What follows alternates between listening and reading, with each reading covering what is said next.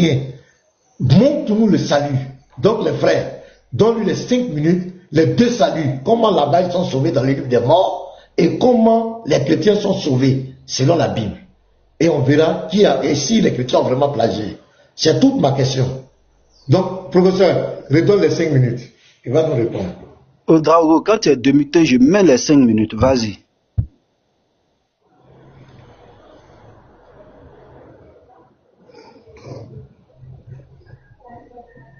Je mets en même temps, hein, je mets les 5 minutes. Mais il est où, Ouedraogo? Il ne parle pas, hein, professeur. Il va parler. On a mis les 5 minutes, il va parler. Je suis là.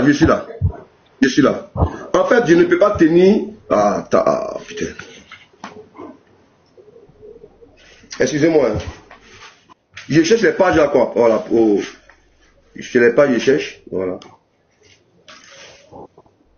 Les pages, je cherche. Excusez-moi. Hein. Je vais ouvrir ma caméra. Non, on s'excuse, on est très patient. C'est hier soir, on demande pardon de patienter quelques minutes. Voilà, c'est le métier. Excusez-moi, hein, voilà. C'est pour ne pas que vous pensez que je suis en train de mentir. Parce que, logiquement, attends, pour ne pas que vous voyez. Sinon logiquement, voilà, j'ai plusieurs téléphones comme mais en fait, c'est parce que je ne me suis pas connecté avec le deuxième téléphone. Sinon, ça allait me faciliter la tâche. Donc, je vais revenir ici. Regardez ici. Regardez à cette page-là. Voilà. Je ne mens pas, en fait. Voilà. Je ne vais pas mentir. C'est pour ne pas... Voilà. Regardez ici. Cette page-là. Osiris, le salut et la vie éternelle. On va lire. On va lire ça rapidement. Voilà. C'est à la page. À la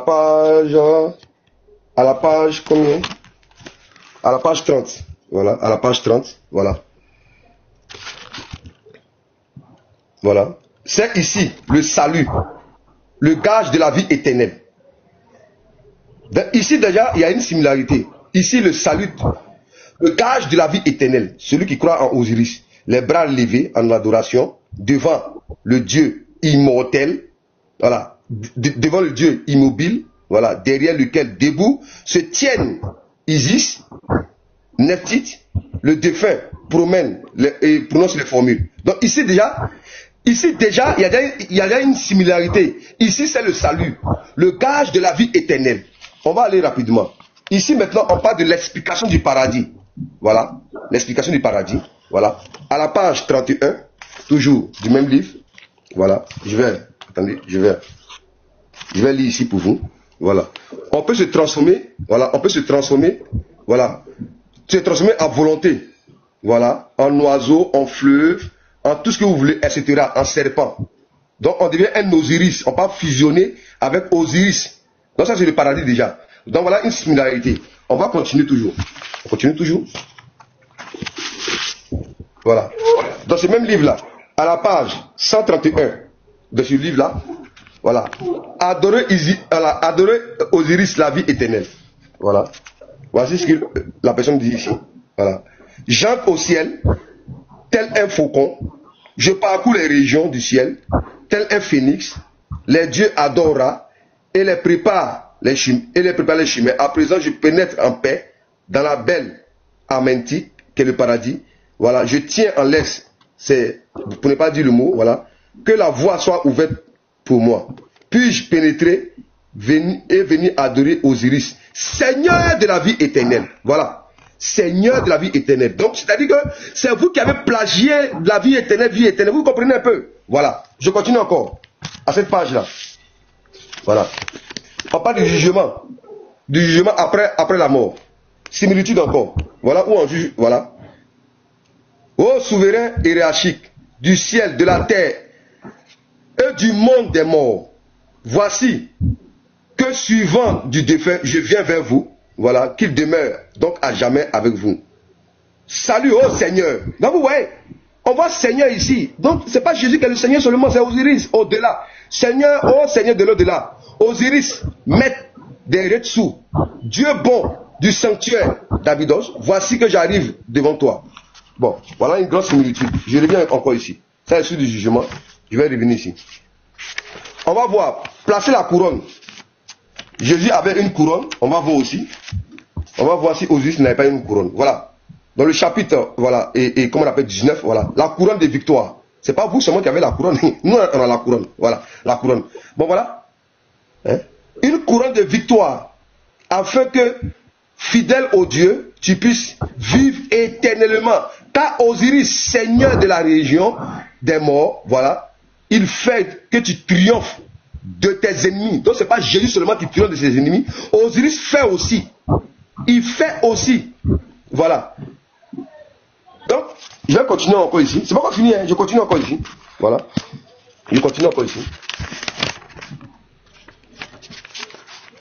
Le défunt devient un Osiris.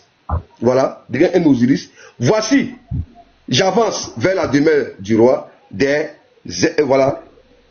Un esprit ailé m'a conduit ici. Salut, ô toi qui plane dans l'étendue du ciel, qui illumine le fils de la couronne blanche. Non, je vais terminer par là. Je vais montrer les similitudes. Pasteur, j'ai vu. Laisse-moi finir. J'ai vu. Il n'a pas encore touché même la question. Donc, mais c'est les similitudes. On parle de la vie éternelle. On parle du paradis. On parle de la loi de la mort. Voilà si c'est ici. Attends, non, comme les 5 minutes sont passées, tu veux que le pasteur repose la question pour que tu puisses. Tu n'as pas encore touché à la question en fait. C'est pas facile. Hein. Bon, laisse-moi chuter un peu. Bon, regarde, tu vas chuter, mais tu dis Osiris est mort pour ça, Jésus est mort pour ça. En fait, je pense que tu ne comprends pas la question du pasteur, mais finis comme ça, tu vas répondre. Vas-y. Lui, frère, salut, vie éternelle, couronne. Donc, on n'a pas compris. C'est pas ce que vous dites là-bas. Il n'a pas encore compris. C'est pas ce que vous dites là-bas. Moi, je vois pas ce que vous êtes en train de dire. Hein. Oh non, écoute-moi, Odrago. Attends, bon, pasteur, on fait simple. Pasteur, pose la première question. Jésus, là, selon le dogme chrétien, là, Jésus est mort pourquoi? Voilà. Jésus est mort pourquoi? Selon le dogme chrétien. On va aller comme ça. Selon le dogme chrétien, Jésus est mort pour votre péché. Ok, est-ce que Osiris est mort pourquoi? Il n'est pas mort pour nos péchés. Mais, il y a quoi? Plagiat. Donc vous voulez point par point quoi? Mais quand même, soyons sérieux, vous voulez point par point. Mais, donc admettez que. Shalom, mon donc c'est-à-dire que votre religion n'est pas une vérité absolue alors. Donc si on doit croire, donc on peut croire à ces livres-là aussi. Non. Donc on peut croire à ces livres-là aussi. Pour avoir la vie éternelle. Pasteur, donc celui qui croit à ce livre-là, il peut avoir la vie éternelle aussi ou bien? On va en attendre. Ok, merci beaucoup, pasteur. On va laisser Scanner. Merci beaucoup, pasteur. Merci bien. Scanner. Attends, Scanner a demandé une monsieur, il a longtemps, il est là. Prophète. Ou bien tu veux dire quelque chose? Oui, juste que le pasteur, par l'intermédiaire du pasteur. Odrago. Ouais, pasteur, c'est que Odrago fait là, hein. C'est en plus d'être de la manipulation, c'est grave. Odrago n'a aucune connaissance, mais je le comprends. Parce que c'est impossible que l'expression Christ se retrouve dans les textes anciens égyptiens. Merci. Il n'a qu'à lire le paragraphe. Il n'a qu'à lire le paragraphe, c'est le paragraphe. Il veut pas qu'il lise le paragraphe. Attends, on va aller simplement avec lui. Le mot Christ même en lui-même là, dans les textes anciens égyptiens, ça n'existe pas. Ouais. Oui, ça existe. J'arrive. C'est la consonne. J'arrive en fait. Parce que non, faut te muter. Ce que je dis en fait, c'est pas Christ. Pour vous là, c'est pas Christ. C'est une appellation. Et l'Osiris dont tu parles là, selon vous, selon le livre des morts là, tous les défunts sont appelés à devenir des Osiris. C'est pour ça que dans les textes même là, il y a Osiris et puis il y a un nom. Tu dis que tu as le livre, tu lis. C'est comme je dis là, c'est faux. Ce que tu dis. Et les gens se transforment en serpent, oiseau. Exactement. Oiseau. Il y a Bazoudi, tu as vu. C'est faux, c'est que moi j'ai lu. Pasteur. Oui, les frères, il y a Scanner qui vient parler. Donc, Bi, tu parles et puis Scanner va parler, puis on passe à Yeshua, les frères. Vas-y, Bi, si tu as quelque chose à dire rapidement. Et puis Scanner va parler. Le texte qu'il a lu là, c'est-à-dire le gars coupé, Osiris est le Christ préfiguré, j'étais mis KO. C'est en train de faire la manière des musulmans, ou Drago. Je dis que tu es une personne honnête. Dans le texte là, ce n'est pas dans les textes anciens des choses du livre des morts, non. C'est une comparaison que l'auteur du livre, lui, selon lui, il a fait une comparaison avec, si tu veux, je te mets au défi, ouvre le document, lis le paragraphe. Je te mets au défi. Excuse-moi, je suis ouvre le document. Ouvre le document, s'il te plaît. Montre le document. Viens te dire la partie que tu dois lire. Oh, Ouedraogo. Ouedraogo. Je suis là, attends, je cherche la page. Je cherche la page. Tu connais, tu dois connaître la page. Parce que dès qu'il t'a demandé, tu es sorti directement. Non, mais je cherchais au moment. En fait, attends. Je cherche la page. Ok, il n'y a pas de souci. Non, Bibi, laisse-le chercher. Vas-y, cherche. Ok, cherche. On attend. Bi, pas... c'est ce que tu dis là. Les gens même qui sont les historiens là, tu vois, eux ils vont parler de légères similitudes, tu vois. Les gens qui sont honnêtes intellectuellement là, voilà. Ils vont parler des similitudes dans les récits religieux, tu vois, et les appartenances. Donc ils vont parler de dans les rites même. Exactement. Mais c'est dans les rites qu'on parle des similitudes, merci. Exactement. Comme Ouedraogo et son ami Medusa sont intellectuellement malhonnêtes, c'est eux qui vont faire sortir l'expression plagiat. Maintenant, quand il s'agit de démontrer le plagiat, puisqu'ils sont malhonnêtes, ils peuvent pas avoir de preuves.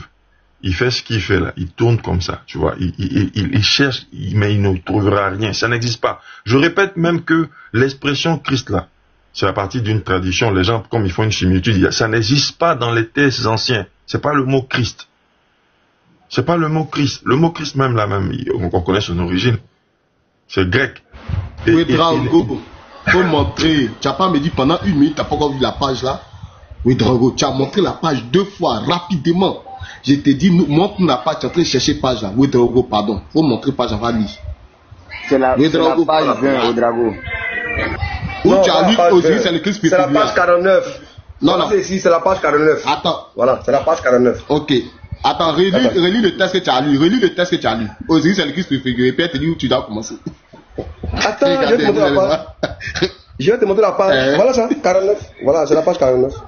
Oui, il faut lire ce que tu avais lu dessus là. Bon, si quelqu'un n'a pas lu un livre là-haut, comment il peut marquer tout ça en bic rouge? Faut savoir. Oui, c'est ça, il faut lire la partie là. Voilà. Maintenant, voici la partie là ici. Voilà. Voici la partie. Voilà, rouge là, non. Mais maintenant, il faut commencer par en attendant le premier paragraphe. Mais en attendant, il faut commencer par. Comme il dit, c'est KO, en fait, tu veux pas t'arriver, en fait, c'est pas bien grave. Regarde, en attendant, Osiris. Mais attends, mais laisse-moi lire. Merci beaucoup. En attendant, Osiris, figé dans la mort, enserré dans ses bandelettes de momies, est le monde tout entier fixé, pétrifié, cristallisé, ankylosé et matérialisé, privé de la liberté et soumis aux lois de la nature et aux rites implacables du destin. C'est la défaite d'Osiris qui plus tard rendit, inévitablement le sacrifice rédempteur du Christ. Tu comprends? Osiris est le Christ préfiguré comme un annonciateur du Messie. Il prépare le chemin. Toutefois, la doctrine chrétienne présente un renversement, ressaisissant des rôles joués par les deux protagonistes, divin. Le Père, il sacrifie le Fils. Dans l'orizanisme, c'est au contraire le Père qui se sacrifie et c'est le Fils Horus. Continue. Je peux continuer. Voilà. Oui, vas-y, Drago, c'est fini, hein. Attendez, c'est fini par rapport à quoi? C'est fini par rapport à quoi? Ça la continue. Voilà. Il faut lire. C'est le Fils Horus qui rétablit la situation. Grâce à la mort tragique d'Osiris, l'Égyptien pouvait faire pénétrer la vie dans le domaine de la mort. Donc ici, là, vous voyez. Là, ici, non, ici, non. Il est le Christ ou bien non, c'est B qui commence. Ah non, attends. C'est B qui doit commencer. Attends. J'ai lu le texte que tu prends là. Je répète encore. Osiris est le Christ préfiguré n'est pas une affirmation qui est dans les textes égyptiens d'origine. Écoute-moi très bien. Quand il dit Osiris est le Christ préfiguré, c'est une lecture comparative que l'auteur fait avec la chrétienté. Si toi-même on te dit il est mort, il est ressuscité. Attends, j'arrive. Mais il y a les textes qui le disent. C'est une. Ah, faut écouter, frère, faut écouter. Faut écouter. Tu vas jamais trouver d'un texte. Il est tellement au défi. Tu peux pas trouver d'un texte égyptien antique où c'est écrit que Osiris est le Christ. J'ai dit c'est un mensonge. C'est l'auteur lui-même qui fait des comparaisons. Vous savez, il a fait une étude comparative avec la chrétienté en affirmant que Osiris est le Christ préfiguré selon lui parce que Osiris a été tué. Il y a le père qui est tué. Et maintenant dans la chrétienté, ça c'est le fils qui est tué par le père. Donc ici il est en train de faire une comparaison, mais une comparaison de renversement. Le texte est bien clair. Sinon, dans les textes anciens Égypte là, ce n'est pas écrit que Osiris est le Christ préfiguré. Non, non. C'est ce que lui il a écrit dans son livre. Il a été fait sortir. Mettez-moi en grand. Il y a plusieurs livres. Écoute-moi très bien. Frère, oui. Il faut bien le dire que. Oui. Ce que je lui ai dit, ça n'existe pas dans la suite. Il est en train de lire un commentaire. Quoi que ça soit. Merci. C'est un commentaire. Regarde très bien ici. Ça aussi, c'est un autre livre des morts des anciens Égyptiens qui date des années 1800 de qui? De Paul Pierre. D'après des Turins et les manuscrits de Louvre. D'après les manuscrits de Turin et les papyrus de Turin et les manuscrits de Louvre. Donc, lui se base sur les manuscrits de Louvre et les papyrus de Turin. Donc, les livres des morts là, il y a plusieurs personnes qui font les livres des morts et se basent sur certains manuscrits. Et chacun, lorsqu'il fait sortir maintenant, il vient donner un commentaire qu'il veut sur le livre des morts. C'est quand tu vas prendre ce livre des morts. Mais est-ce que l'histoire n'a pas. Attends. L'histoire a été racontée avant ça. Non, attends, calme-toi. Faut écouter d'abord. Faut écouter ce que je vais te faire comprendre. Tu essaies de faire comprendre que dans le livre des morts, c'est écrit que Osiris est le Christ préfiguré. J'ai dit non. C'est pas ce qui est écrit dans le livre des morts. Dans le livre des morts, ça n'existe pas dans les textes anciens des livres des morts. C'est le commentaire de l'auteur. C'est-à-dire, lui, il est en train de commenter, il est en train de donner son avis sur ce qui est arrivé à Osiris. En faisant comprendre que pour lui, là, Osiris est le Christ préfiguré. Voici. Mais dans une situation chrétienne, simplement, il y a une similitude avec Jésus. Attends, Bill, un instant. Odrago, est-ce que tu comprends ce que Bill dit, professeur. Parce que, attends, prophète. Je comprends parfaitement, professeur. Est-ce que dans le livre des morts, est-ce que dans le livre des morts, est-ce qu'on dit là-bas que Osiris est le Christ? Mettez dans le livre des morts. Ici. Mettez dans le il va répondre. Non, pas le commentaire, Est-ce que le livre même là? Pour être juste avec vous. Ici, effectivement, Israël Bikofi, tu me comprends? Dit l'impression de l'auteur du livre. C'est tout simplement parce que quoi? Parce qu'il y a une similitude entre l'histoire de Osiris et Jésus. Ça, c'est un premier point. Maintenant, à savoir, si lui-même il dit qu'il est le Christ, lui-même il dit qu'il est le Christ, dans ce livre-là, je vais aller chercher et vous revenir. Si on dit véritablement qu'il est le Christ, professeur, moi je suis juste, Parce qu'on ne va pas finir là, on a d'autres choses à faire. Mais passer maintenant, Ouedraogo qui est là, il a fait croire à tout le monde qu'il avait lu le livre. Les choses sont claires, nous tous on a tout vu. On va avancer. Il y a une similarité en fait. Ouedraogo n'a jamais lu le livre. Attends, Ouedraogo, mets-toi. La vie éternelle. Attends, Ouedraogo, tu as lu. On n'a jamais lu le livre. Pardon, on ne va pas finir avec ça. Voilà. Sinon, non, Ouedraogo, c'est bon. Attends, Ouedraogo, s'il te plaît. Tu as lu tout à l'heure, on dit, ils sont inverses. Tu as lu ça dans ton livre, on dit, contrairement à l'autre. Et puis tu veux nous fatiguer. Scanner, vas-y. Scanner, donne ta motion et puis on va partir. Avec les choix. Ok. Merci beaucoup de m'avoir donné une motion et que le Seigneur vous bénisse et vous accorde la grâce. Moi, ma motion, c'est juste une petite question et la question va prendre fin tout à l'heure. Par rapport à Odrago, comme il dit qu'il y a une similitude par rapport à Jésus et Osiris, je voudrais que Odrago, ici présent, me dise qui a tué Osiris et quelles sont les raisons pourquoi Osiris a été tué. Mais je pense qu'on avait déjà posé cette question. C'est ça la question du pasteur. Il n'a pas pu répondre. Hein. Non, il va répondre à ça. Il va peut-être répondre. Odrago, tu peux répondre à ça?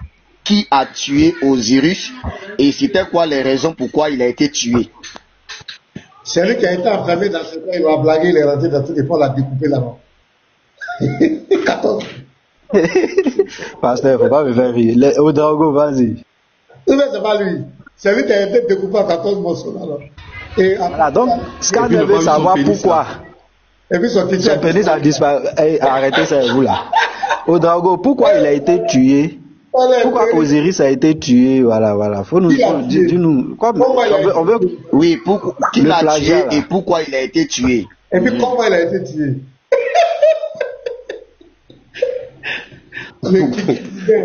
À la page 82, voilà, lutte entre Osiris et Seth. Alors, je vous ma caméra, voilà. Parce que quelqu'un qui n'a pas... Fait, hein? Mais vous voulez, moi je raconte rien de ma propre tête et comment on appelle, de ma propre conscience. Moi je lis les livres en fait. Voilà, à la page 82, voilà. Osiris a résisté. Vous voyez non? Osiris a résisté. Avant de mourir, il a résisté. Vous voulez savoir? Moi, en fait, le problème c'est quoi? Quand on parle de plagiat, il y a une grande similarité entre l'histoire de Jésus et de Osiris. Voilà pourquoi on parle de plagiat en fait. Donc ici, voilà, je vais vous lire le livre, voilà. Seth est un adversaire sournois, rusé et d'autant plus dangereux qu'il connaît les plans secrets de Dieu. C'est ce qui complique les choses. C'est ce que cette attitude de Seth a l'apparence d'être un acte voulu par les dieux, puisque la lutte des deux compagnons Horus et Seth, voilà, semble faire partie du plan divin, comme un élément indispensable de l'équilibre cosmique. Voilà, la libération balance. Tout abhorré qu'il est, Seth fait partie de l'économie cosmique ou le combat, mais on ne saurait se passer de lui. La lutte entre les dieux est nécessaire. Le mal est indispensable. En combattant les dieux, Seth sert à réaliser leur plan. Les rapports qui avaient existé à l'origine entre Seth et Horus furent faussés par la différence chute de Seth, car au départ ces deux divinités se tenaient en équilibre, telles deux tendances opposées de la nature. L'une, Horus, pleine de dynamisme créateur et transformateur, parcourt toute gamme de formes et préside au devenir cosmique. L'autre, Seth, incarne le principe sec, concentré, immuable, tendant vers la fixation centripète. C'est la durée de l'éternité de l'être absolu. Maintenant, en ce qui concerne comment Seth a été tué, voilà. Non, Osiris plutôt. Attends. Et la raison. La raison aussi. Est-ce que ce livre-là l'explique? Ce livre ne l'explique pas. Voilà, le livre des mots ne l'explique pas. Voilà. Mais il faut nous dire ce que toi tu sais. Il n'y a pas de souci. Le livre des mots ne l'explique pas.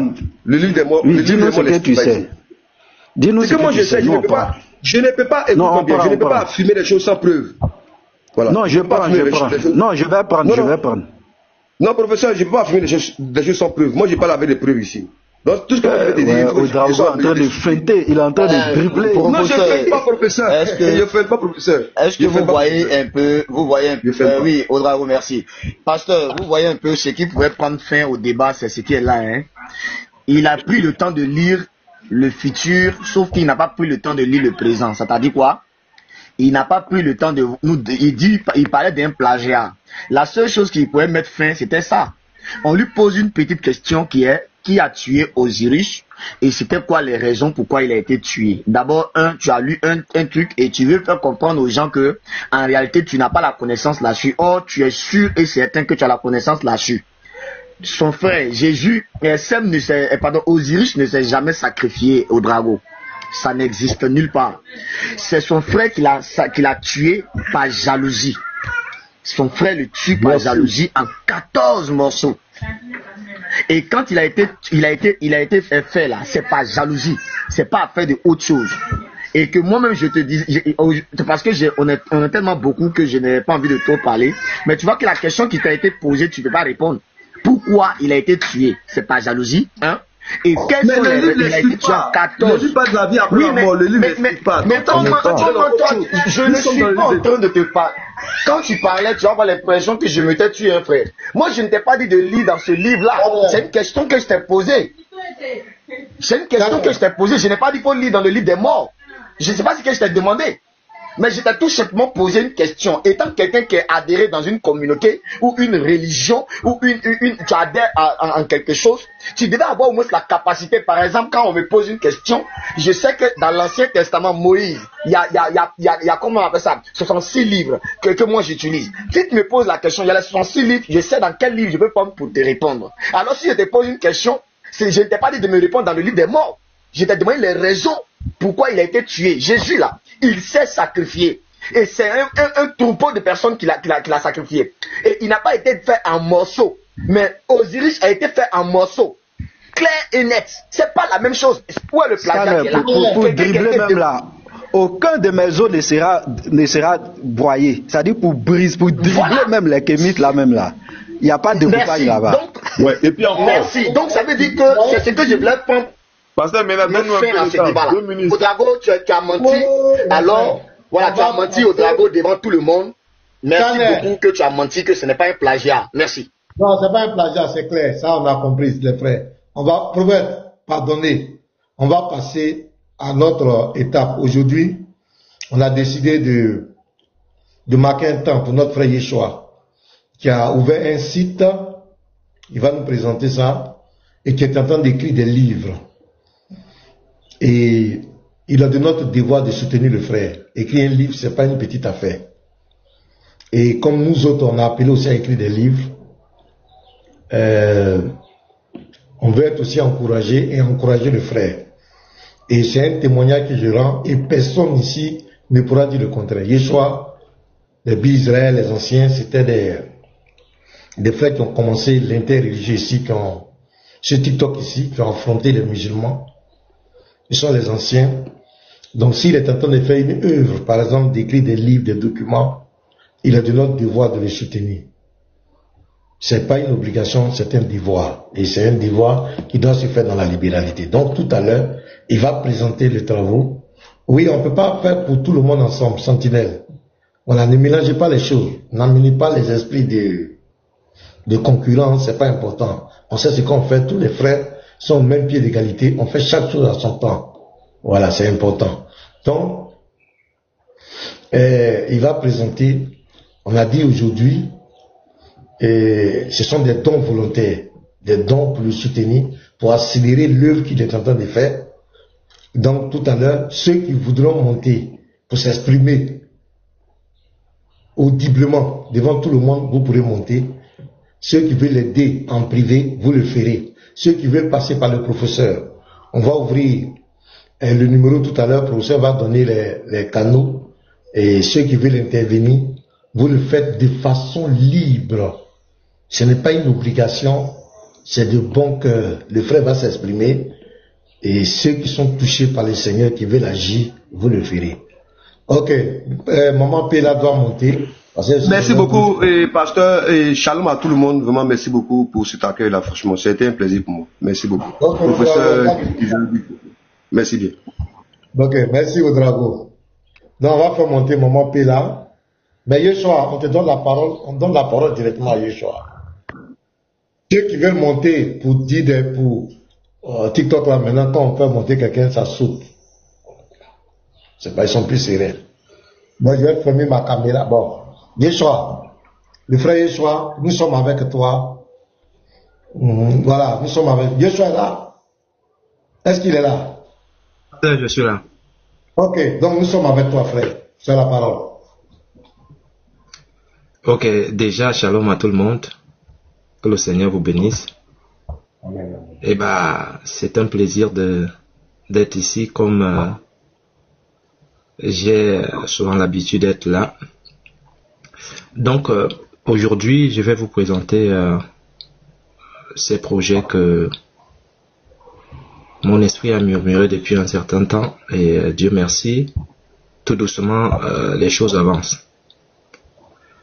Et je vais commencer par le site que nous avons créé, Jamal et moi.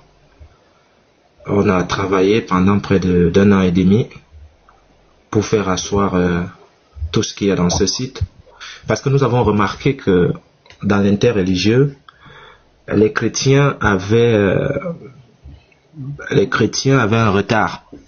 Sur tout le monde francophone, on avait un retard en ce qui concerne l'interreligieux. Les musulmans ont eu de l'avance dans l'interreligieux parce que leurs devanciers ont créé des sites et ils ont créé beaucoup de choses pour pouvoir aider les générations qui suivaient. Et donc nous avons réfléchi et nous avons dit mais il faut aussi que dans le christianisme qu'on crée des choses comme ça et qu'on puisse apporter le peu que Dieu nous permet d'apporter en ce qui concerne le Christ. Donc voilà pourquoi nous avons créé ce site pour aider les chrétiens en termes de réfutation et autres. Voilà. Et par la suite, nous avons réfléchi, on s'est dit bon, on peut créer le site et puis après les choses se détériorent et puis on perd le site. On s'est dit bon, là, ce qu'on va faire, c'est qu'on va écrire des livres pour essayer d'immortaliser ces choses-là. Parce que moi, je me dis que le christianisme ne doit pas s'endormir et se dire que nos dévanciers qui ont travaillé, on doit s'arrêter là. Notre génération doit aussi travailler pour qu'on puisse laisser notre empreinte comme nos dévanciers ont aussi laissé leur empreinte comme les Origènes et autres. Donc notre génération doit travailler et apporter autre chose que ce que nous avons trouvé en ce qui concerne la parole de Dieu. Donc voilà les objectifs que nous avons dans notre vision. Et c'est un plaisir d'être ici à TikTok, entouré des frères dans l'apologie, parce que c'est une grande famille qui s'est créée ici. C'est vrai que au-delà de toutes ces divergences que nous avons en termes de doctrine, moi je ne suis pas trop quelqu'un qui entre dans le contexte doctrinal parce que j'ai une perception des choses. Moi je me dis que à partir du moment où nous avons déjà la base qui est le Christ, qui est la colonne vertébrale du christianisme, à partir de ce fait-là, tout chrétien qui se place à côté de moi, qu'il soit catholique, protestant, anglican, orthodoxe, je le considère comme mon frère. Maintenant, en ce qui concerne la doctrine, on peut discuter, que ce soit en privé, que ce soit en public, mais je préfère en privé parce qu'on dit qu'on lave le linge sale en famille. Voilà, et les musulmans l'ont très bien compris. C'est difficile de voir des débats avec des musulmans où ils sont en train de parler de leur akida ou quoi que ce soit, et pourtant ils sont divisés comme les chrétiens. Et donc moi je considère qu'à partir du moment où quelqu'un croit en Christ, il a déjà la base, le reste vient après, parce que on n'est pas couché sur son lit et puis on a un téléchargement par Bluetooth de toute la connaissance du Christ. C'est au fur et à mesure que l'homme grandit en Christ. Voilà, c'est comme ça que moi je perçois les choses. Donc, ce que je vais faire, c'est que je vais présenter le site que nous avons créé, Jamal et moi, et par la suite, je vous parlerai des livres que j'ai déjà écrits. C'est en PDF, et donc j'espère que d'ici là, si Dieu le veut, on fera en sorte que ça soit palpable, que les gens puissent avoir ces livres-là et lire. Donc le livre entre en ce qui concerne déjà les noms du Christ, parce que dans la Bible, lorsqu'on discute par exemple avec un musulman dans l'interreligieux, ils vont vous parler de Jésus de façon globale. Et pourtant dans la Bible, Jésus porte plus de 100 noms.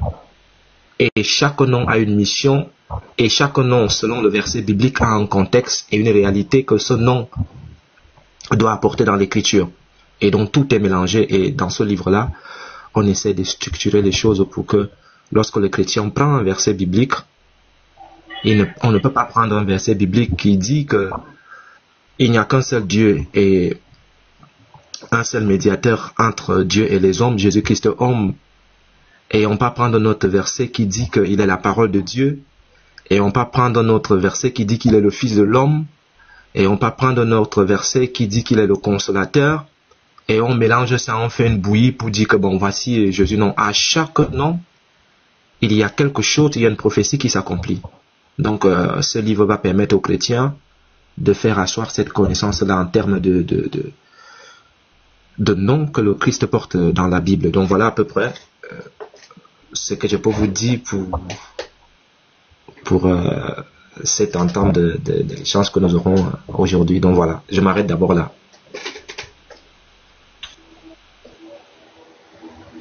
Ok. Donc, c'est...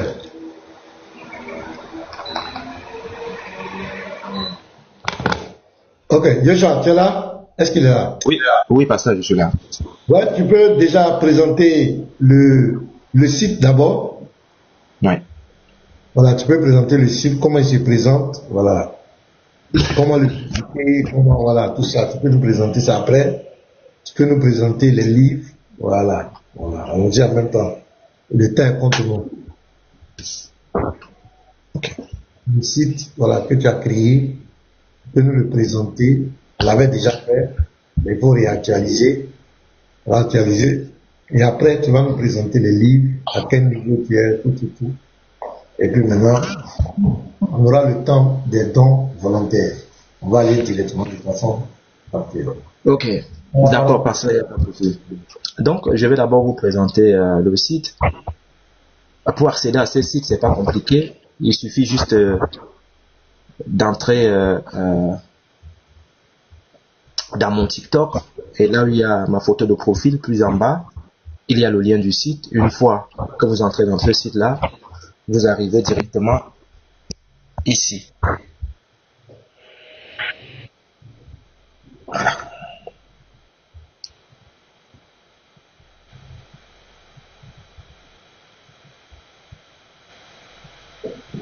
Voilà. Une fois que vous entrez dans le site, vous arrivez directement là. Donc ça, c'est le logo du site. Et dans le site, vous trouvez le christianisme, l'islam, les produits numériques, c'est-à-dire les livres, la tradition africaine, puisque de nos jours, on a aussi, comme notre frère Oudraogo était là tout à l'heure, les kémites qui apportent beaucoup de choses, notamment ce que j'ai trouvé comme discussion ici, en termes d'Osiris, Osis, tout ça là. Donc, on apporte ceci pour essayer de détruire ces arguments-là, parce que le chrétien aujourd'hui doit s'instruire, parce qu'il y a le kémitisme qui est là et qui apporte des choses qui ne sont pas vraies. Donc, on a ajouté cette page de la tradition africaine pour essayer de détruire ces choses-là. Et après, il y a Breaking News, c'est-à-dire lorsqu'on publie un article, il y a le glossaire ici, et il y a le judaïsme et le coin débat. Ici, dans le coin débat, je commence par le coin débat. Le coin débat permet aux chrétiens d'avoir Attendez, voilà. Dans le coin débat, on apporte des choses qui sont un peu plus compliquées en termes d'interreligieux. Par exemple, je vais vous donner un exemple. Dans la Bible, on nous dit que, par exemple, lorsque vous dites à un musulman, voilà, on a épousé Aïcha à 6 ans, il va te dire, oui, on a épousé Aïcha à 6 ans, mais bon, voilà, aussi chez vous, il y a Rebecca qui a été épousée à 3 ans, et puis il engage un débat avec toi. Donc, dans ces sources-là, ça nous permet effectivement de détruire ces arguments-là. Voilà. Par exemple, ici, le sujet de Rebecca est là. Rebecca avait-elle 3 ans lorsqu'elle épousait Isaac? Et dans cet article, on donne tout ce qu'il y a comme argument pour détruire complètement ce mensonge-là. Voilà. Donc, que ce soit les sources islamiques, à partir du moment où tu cites les sources islamiques où Aïcha avait 6 ans, le musulman va te dire, oui, Aïcha avait 6 ans, oui, mais aussi chez vous, l'autre avait L'autre avait, on appelle comment, avait 3 ans. Donc à partir d'ici, on détruit ces choses-là. Et de l'autre côté aussi, il y a des versets dans la Bible, par exemple, où on dit que il y a 2 ours et un prophète et les enfants, c'est-à-dire les ours ont tué les enfants. Et le musulman va prendre ce verset pour dire, voilà, votre Dieu a permis à ce que l'ours tue les enfants, ainsi de suite. Donc, et dans cet article-là, on détruit cet argument-là parce que on démontre par des prophéties pourquoi ceci est arrivé et c'est dans quel contexte c'est arrivé. Donc, on explique tout ici. Voilà. Donc, on passe, il y a, comme je vous disais tantôt, il y a le judaïsme, il y a le glossaire ici, et il y a les traditions africaines. Par exemple, j'ai mis les traditions africaines, comme je vous disais tantôt, parce que on se dit qu'aujourd'hui, il y a le kémétisme qui est là, et on trouve beaucoup de charlatans dans le kémétisme, ces personnes-là qui ne maîtrisent même pas la tradition africaine. Mais il se passe pour des personnes qui maîtrisent la tradition africaine. On a notamment Médusa ici à TikTok. J'ai écouté pendant quelques minutes le temps qu'il a eu avec un monsieur dans le panel de prophète, et prophète Placide, oui. Et ce monsieur a posé une question à Médusa, il s'est défilé parce que le monsieur lui posait la question, effectivement, tu défends les traditions africaines, oui, mais tu es initié dans quelle tradition? Tu es initié à quoi? Il n'avait pas de réponse parce que ce sont des charlatans, c'est-à-dire ils vont parler des choses, ils vont dire des choses, mais ils ne connaissent absolument rien du tout. Lorsque tu entres dans la profondeur de la tradition africaine, ils ne maîtrisent rien. Et dans cette portion de ce site qui parle des traditions africaines, on explique tout. Tout est expliqué là. On explique tout pour que les personnes qui... Attendez, je vais mettre en grand encore parce que quelqu'un est monté. Ok, merci. Donc, on explique cette tradition africaine, par exemple, dans la tradition africaine, où on trouve l'excision, on trouve beaucoup de choses que ces gens-là cachent, mais au travers de ce site, ça permet de mieux comprendre les traditions africaines et comprendre que dans chaque tradition, chaque peuple a la conception de sa divinité. C'est-à-dire, au Congo, il y a, par exemple, vous arrivez au Congo, au Cameroun, il y a plusieurs ethnies, vous arrivez en Côte d'Ivoire, il y a plusieurs ethnies, mais vous allez voir que chaque peuple a une conception de la divinité. Donc celui-là, qui pense qu'il est, par exemple, Ouedraogo qui était là tout à l'heure, qui est peut-être ivoirien, je ne sais pas de quel peuple il sort, il a sa tradition, et on prend un Malien ou un Togolais, ils n'ont pas, ce sont des Africains, oui, mais ils n'ont pas la même tradition, ils n'ont pas la même conception de la divinité. Donc venir prétendre que les Africains doivent s'unir autour de ces choses-là, c'est complètement aberrant puisque chaque peuple a sa tradition et chaque peuple a sa conception de la divinité. Voilà, donc ici, on explique donc toutes ces choses-là pour essayer de casser ce mythe-là que ce mythe-là apporte à TikTok. Et ben après, il y a les produits numériques ici. Dans les produits numériques, il y a des livres qui sont déjà là. Bientôt, on fera sortir les blessures de l'âme. Il y a les ombres de Christ. Il y a 3 jours pour révéler le guerrier de prière que je suis. Avancer quand il résiste, les 8 clés qui ouvrent le chemin. Donc il y a beaucoup de choses, et notamment pour ceux qui ont besoin des livres. Donc ici dans ce site-là, vous pouvez commander les livres directement si jamais vous avez besoin de livres. Vous avez besoin par exemple, si vous aimez, qu'est-ce que je peux dire ici, les 40 hadiths de Nawawi, vous cliquez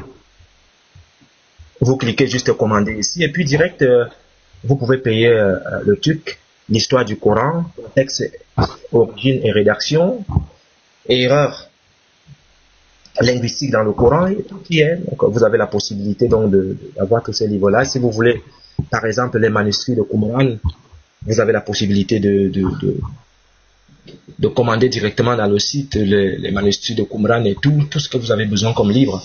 Donc voilà, si vous voulez par exemple l'esclavage en terre d'islam, Mohamed, ultime joyau de la prophétie dont le nectar cacheté, tout y est, vous pouvez commander à partir de ce site-là. Voilà. Maintenant, on passe à l'islam.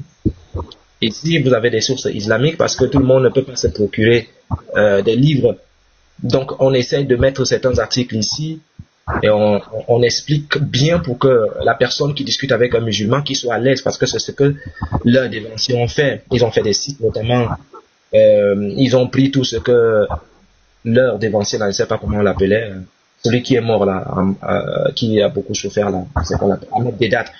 Voilà, Ahmed Dedat a beaucoup travaillé pour les musulmans et après d'autres ont suivi et la génération des musulmans que vous avez aujourd'hui, ce sont ces gens qui ont repris tout ce que Ahmed Dedat a pondu. Et notre génération, on a cassé ces mythes-là. C'est pour cela que vous voyez, les musulmans ont des difficultés dans les débats interreligieux aujourd'hui, que ce soit Mohamed, Genèse, chapitre ceci, Mohamed est le Saint-Esprit, Esaïe, là où le prophète est en train de lire le livre, tout ça là. Donc, toutes ces choses-là, c'est ce que Ahmed Dedat a pondu, et notre génération, on a cassé ces mythes-là.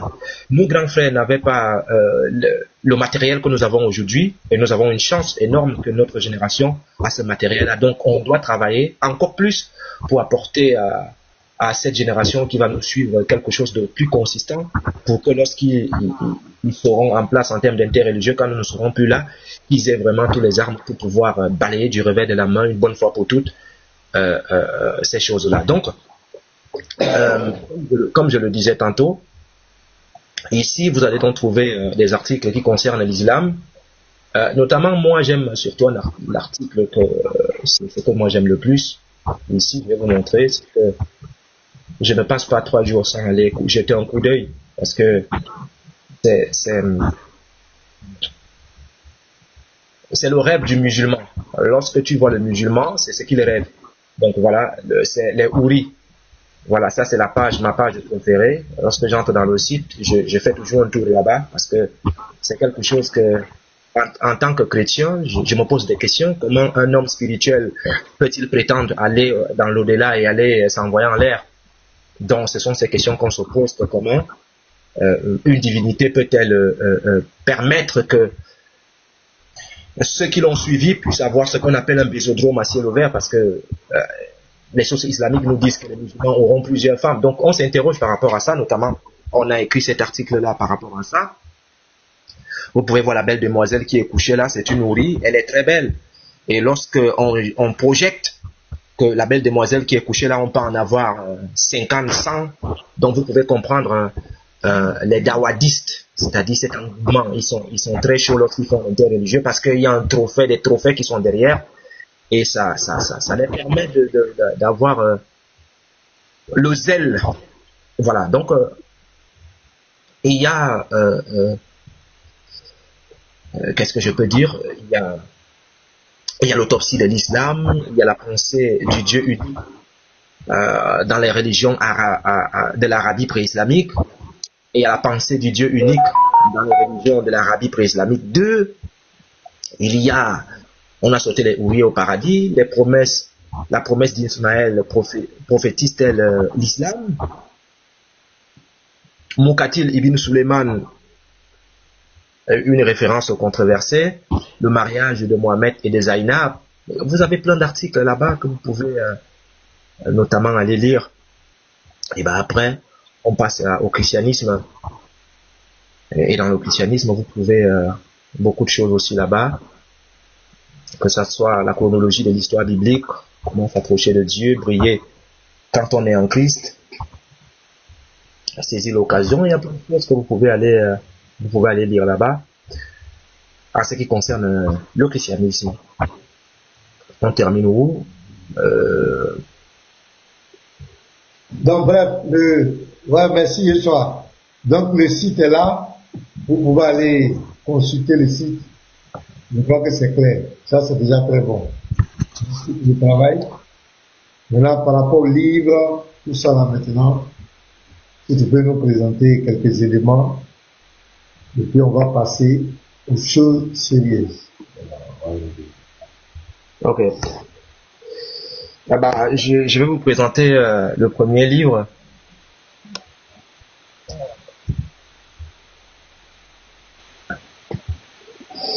Voilà, le premier livre, il est là.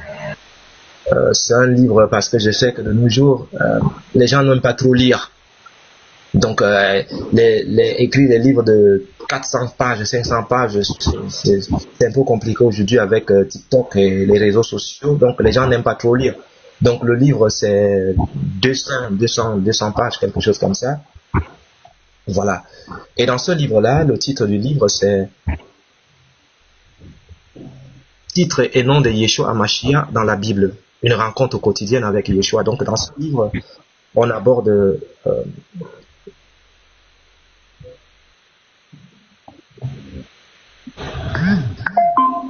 donc, dans ce livre, il y a l'avant-propos. Et donc, dans l'avant-propos, j'explique très clairement que chaque nom porte une histoire, chaque titre dévoile un mystère. Et dans les pages de ce livre, tu plongeras dans un voyage unique, celui des noms et des titres de l'histoire.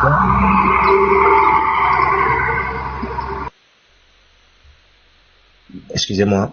Donc, je dis donc, dans les pages de ce livre, vous plongerez dans un voyage unique, celui des noms et des titres bibliques de Yeshua, le Messie révélé au fil des Écritures. Et ces noms, bien plus que des simples appellations, sont des fenêtres ouvertes à sa nature. C'est justement pour cela que je disais, lorsque tu discutes avec un musulman ou je sais pas qui, lorsqu'il parle de Jésus, à chaque fois qu'il prend un verset biblique, on doit d'abord connaître quel est le nom qu'on a utilisé dans ce verset biblique. Ce nom révèle quoi? C'est très important, parce que tu ne peux pas prendre là où on l'appelle fils de Dieu, et tu peux encore prendre là où on l'appelle Alpha et Oméga. C'est pas les mêmes noms, et ce n'est pas la même chose. Donc, il faut bien mettre les noms du Christ dans ces contextes. Donc, comme je le disais donc tantôt, que ce sont des fenêtres ouvertes à sa nature, son œuvre et son amour infini pour l'humanité. Il parle de la puissance et de la douceur, du jugement et de la grâce, de la lumière dans les ténèbres. Et chaque titre, du lion de la tribu de Juda à l'agneau de Dieu, du prince de paix à l'alpha Oméga, c'est une clé qui nous invite à mieux le connaître et à comprendre sa mission universelle et éternelle. Donc, dans ce livre-là, je vais descendre encore un peu plus bas.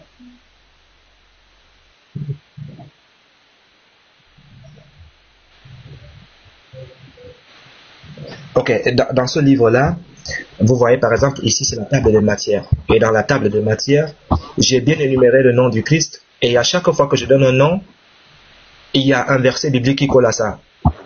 Voilà, dans la Bible de Jésus, il y a plus de 100 noms. Je n'ai même pas pu écrire tous les noms qu'il faut dans ce livre-là. Il y a encore des noms que la Bible, que le Christ a dans la Bible que je n'ai pas pu mettre dans le livre. Donc, par exemple, il y a Adam, 1 Corinthiens chapitre 15, verset 45,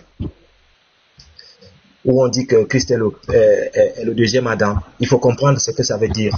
Il est l'avocat dans dans 1 Jean 2, verset 1. Il est le Tout-Puissant dans Apocalypse 1, verset 8. Il est l'Amen dans Apocalypse 3, 14. Apôtre de notre profession dans Hébreux 3, 1. Auteur et concurrent de notre foi dans Hébreux 12, verset 2. Auteur du salut éternel dans Hébreux 5, verset 9. Donc, je vais prendre par exemple le Adam ici pour essayer de voir ce que le livre va nous apporter. Donc, on va chercher Adam rapidement. Voilà. Donc ici, il y a plusieurs niveaux de lecture. Le premier niveau ici, c'est pour des personnes qui ne sont pas encore avancées dans la compréhension des textes. Donc on explique d'abord de façon basique. Maintenant, on cherche à augmenter la compréhension avec un autre niveau de compréhension, et par la suite, on termine avec une prière. Et c'est comme ça qu'est composé le livre. Donc par exemple ici, où il est écrit dans 1 Corinthiens 15, verset 45, il nous dit, le premier homme, Adam, devint une âme vivante, le dernier Adam est un esprit vivifiant. Dans ce verset, de façon directe, le verset dit que Jésus est Dieu, parce que aucun être humain ne peut vivifier l'autre. Ce n'est que Dieu qui nous vivifie. Dans le verset de 1 Corinthiens 15, verset 45, déjà d'entame, Jésus est Dieu. Parce que le premier Adam, qui est un homme, devint une âme vivante, mais le dernier Adam est un esprit vivifiant. Qu'est-ce qui veut dire un esprit vivifiant? Donc, j'explique donc que ce passage établit une comparaison entre Adam, le premier homme, et Jésus-Christ, décrit comme le dernier Adam. Pour mieux comprendre... C'est bon, si tu expliques tout, comme il va, voilà, c'est bon. Non.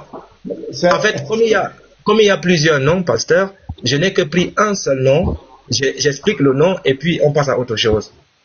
Donc, on a compris. On a compris. Et Voilà. si tu expliques les détails, voilà, c'est bon. C'est déjà très bon. On a compris l'objectif du livre. Et c'est propre, c'est déjà un très bon document. S'il y a d'autres encore, s'il y a d'autres livres, d'autres documents, tu peux nous montrer les projets, les trucs, s'il y en a encore. Ok. Et il y a aussi un autre livre qui parle les blessures de l'âme et les masques de l'ego. Dans ce livre-là, dans ce livre-là, c'est un livre qui parle des blessures de l'âme et les masques de l'ego. C'est-à-dire, c'est une exploitation spirituelle et psychologique de la condition humaine. Et il y a une table de matière que j'ai mis en place. Il y a l'introduction qui est l'énigme de l'être humain masqué. Et dans le chapitre 1, je parle de les fondements philosophiques et spirituels. Donc ici, je vais parler des 3 dimensions de l'être humain selon la Bible. Je veux parler de la sagesse antique et des blessures de l'âme. Je veux parler de la guématrie pour décoder le message divin. Et dans le chapitre 2, je parle des 5 blessures universelles, le rejet, l'abandon, l'humiliation, la trahison et l'injustice.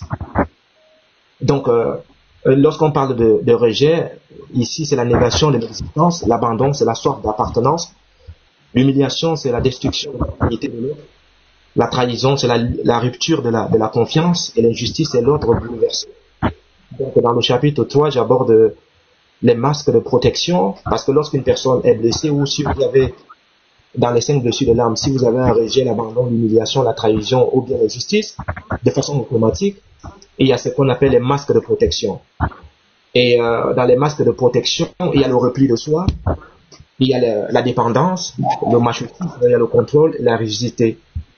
Et dans le chapitre 4, je parle de la sagesse ancestrale, c'est-à-dire les proverbes d'Afrique et des Caraïbes, puisque ce sont les ancêtres qu'on a amenés là-bas. Donc je fais aussi une concordance en apportant aussi la sagesse africaine dans ce livre-là. Donc la sagesse du continent mère, l'héritage des îles, puisque ce sont nos ancêtres qu'on a amenés dans les îles. La leçon aussi de la résilience, j'apporte aussi ça. Et dans le chapitre 5, le chemin de la guérison, le pardon comme libération, l'humilité face à l'orgueil, les 2 miroirs de l'âme. Le chapitre 6, j'apporte les pratiques spirituelles et thérapeutiques, la prière, la guérison, la méditation, plein de choses que j'apporte dans ce livre-là. Donc, je vais vous faire l'ébauche de ce livre-là. Donc, dans l'introduction, je parle de l'énigme de l'être humain.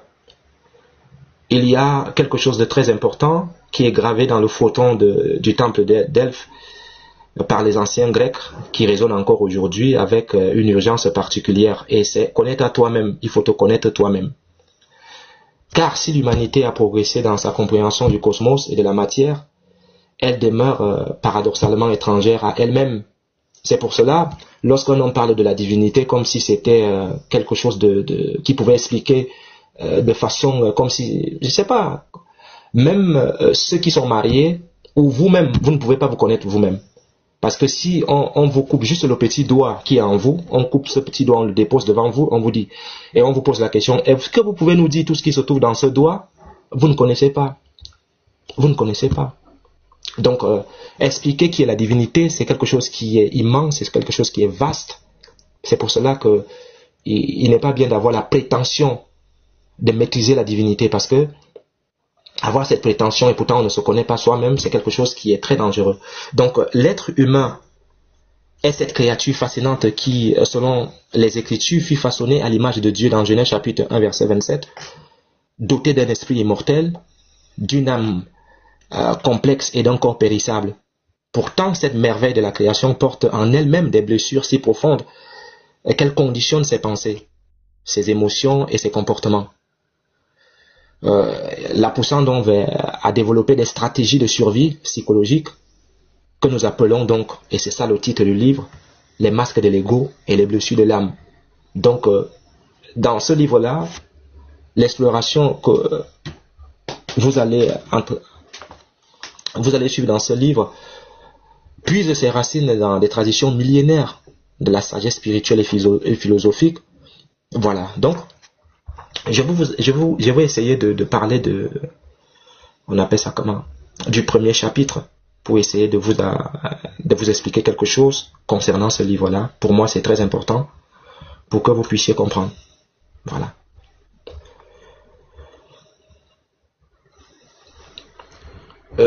Excusez-moi.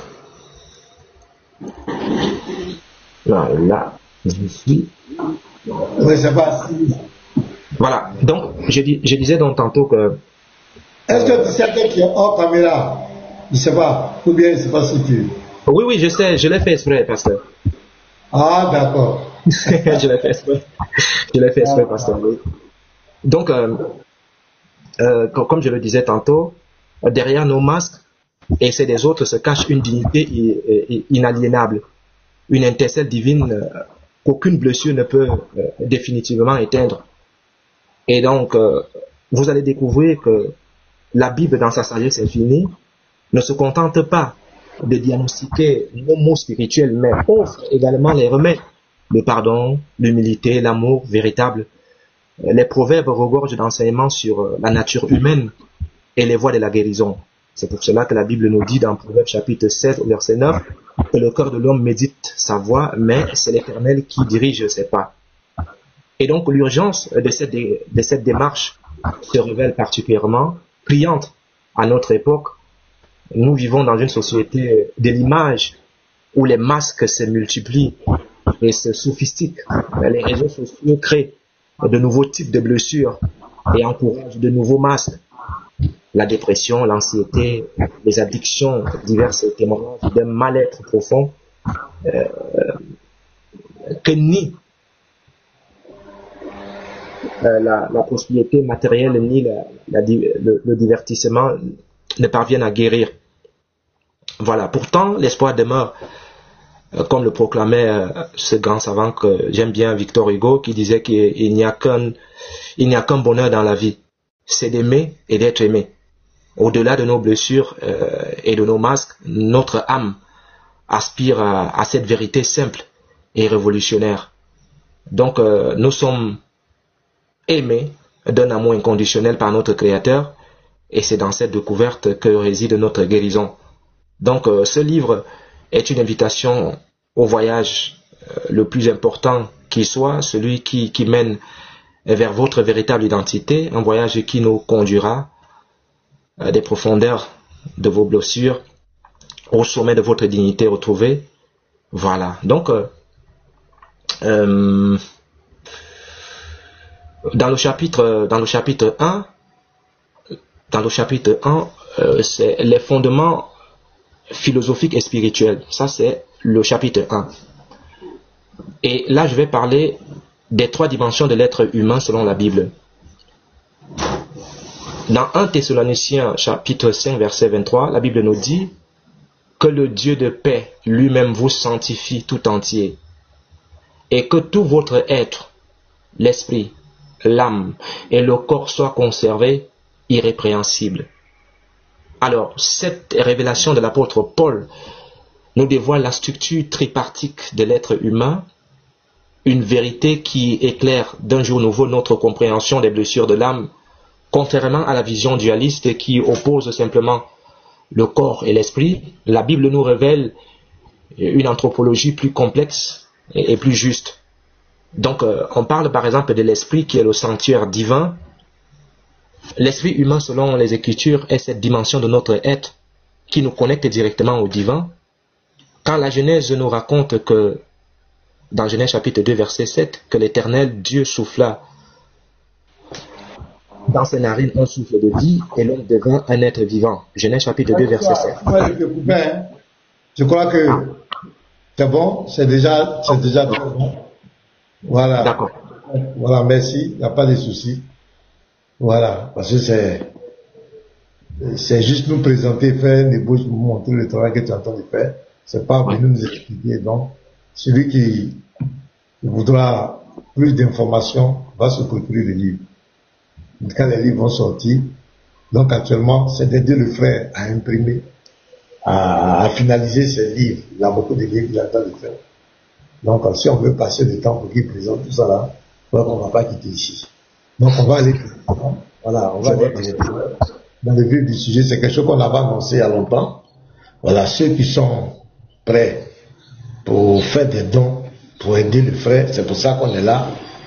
Voilà, en tout cas, il y a dit tu es doué, Yeshua.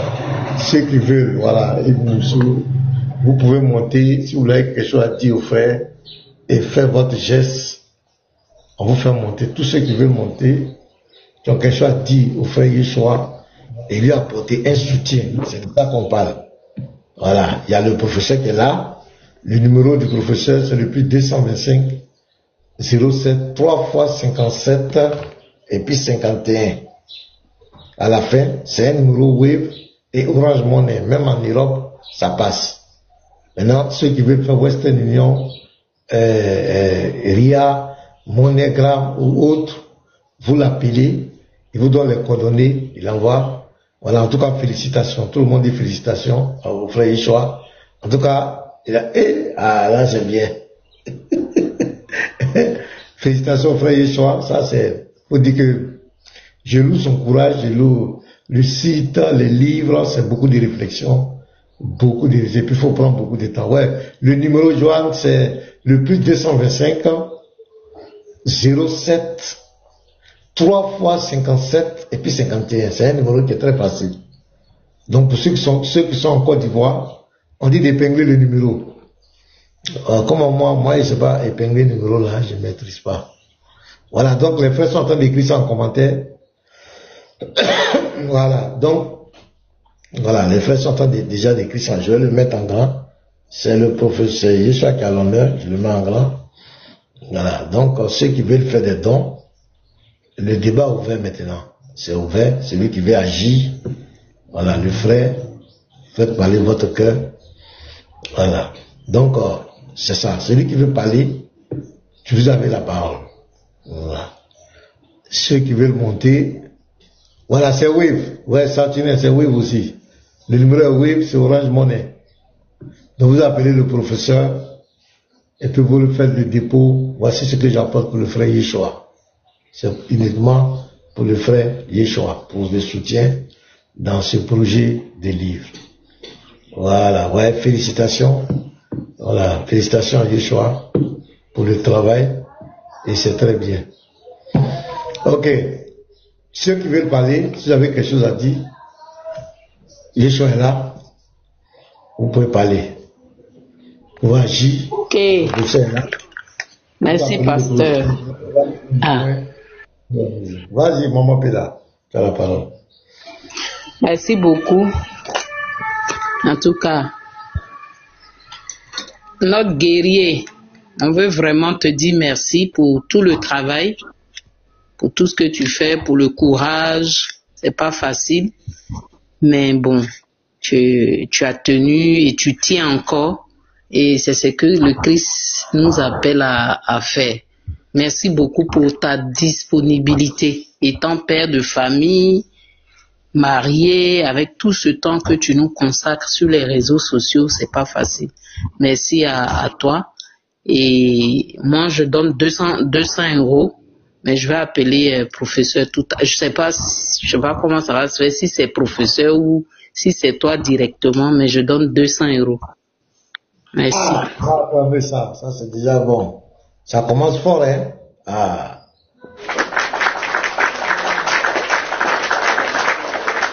Ça commence très fort. Maman, que Dieu te bénisse abondamment. Bon, vous qui êtes en Europe là-bas, je sais pas, vous pouvez pas régler ça là-bas en même temps. On veut que ça aille en Europe. Venir en Côte d'Ivoire, quitter Côte d'Ivoire, aller encore là-bas. Est-ce que vous pouvez pas gérer ça là-bas? Si, on peut gérer par, comment ça s'appelle là? Il y a un truc qu'on fait ici là, c'est-à-dire c'est-à-dire moi de mon compte je peux envoyer à son compte, mais vu que c'est des trucs vraiment privés, je sais, tout le monde n'est pas à l'aise avec ça parce que c'est les numéros de compte, tout ça. Donc je vais voir avec lui tout à l'heure, je vais l'appeler en privé, je sais pas. Est-ce que professeur, il y a chose PayPal aussi? Ouais, professeur PayPal. Attends, On va donner la parole à professeur. Professeur, tu es là? Voilà. Tu es là, professeur? Bon, lui aussi, il est au bureau. Moi, je ne sais pas si... Il sait qu'il est occupé. Il va revenir. C'est question est là. Il va revenir.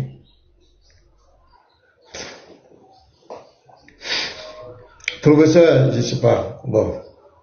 Attends, je vais l'appeler chez les jeunes là. Voilà, je vais l'appeler rapidement. On voit sa position. Donc on continue de tapoter les frères. Voilà, pour tous ceux qui veulent faire un geste, vous avez la possibilité. Yeshua est là. Voilà, avec le professeur. Pasteur, il y a quelqu'un qui dit que si Yeshua était musulman, il allait être un savant. Frère Georges. Ah là là. Ah, il faut le dire, la qualité du travail, c'est propre. Les idées sont très cohérentes, c'est propre. On voit que c'est vraiment propre. Merci, maman Pila. Merci pour les gestes. C'est très fort. Frère, envoyez les cadeaux. Nos guerriers, c'est notre guerrier, notre soldat. Envoyez les cadeaux. Voilà. Envoyez les cadeaux. Il y a un professeur même qui faut la mesure faire le point. Mais le professeur André, il est un peu occupé. Donc, les numéros sont verts. Shalom, pasteur Ménard. Je voulais Oui, vas-y. Shalom à tous, shalom les frères, toutes mes félicitations aux frères Yeshua. Vraiment, quelle joie de te voir aujourd'hui sur le live du pasteur Ménard pour présenter ton livre. Après le site web magnifique, il faut quand même qu'on parle de l'historique que tu avais lancé. Donc, ce nouvel ouvrage marque une nouvelle étape dans ton ministère de lumière. Vraiment, je bénis Dieu pour ça, pour ton engagement à favoriser les rencontres des âmes avec Dieu à travers le dialogue interreligieux qui est vraiment à la fois audacieux et vraiment prophétique, il faut le dire. Ton travail nous rappelle que l'esprit de vérité ne craint pas la confrontation des idées, mais les éclaire avec amour et puissance. À cela, tu marques dans les pas de notre Maître, le Seigneur Jésus, qui n'a jamais fui la discussion, mais qui a sémé la révélation du Père.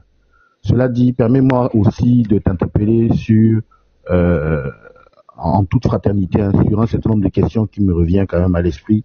As-tu pleinement mesuré ce que représente cette nouvelle casquette d'écrivain public dans un contexte actuel?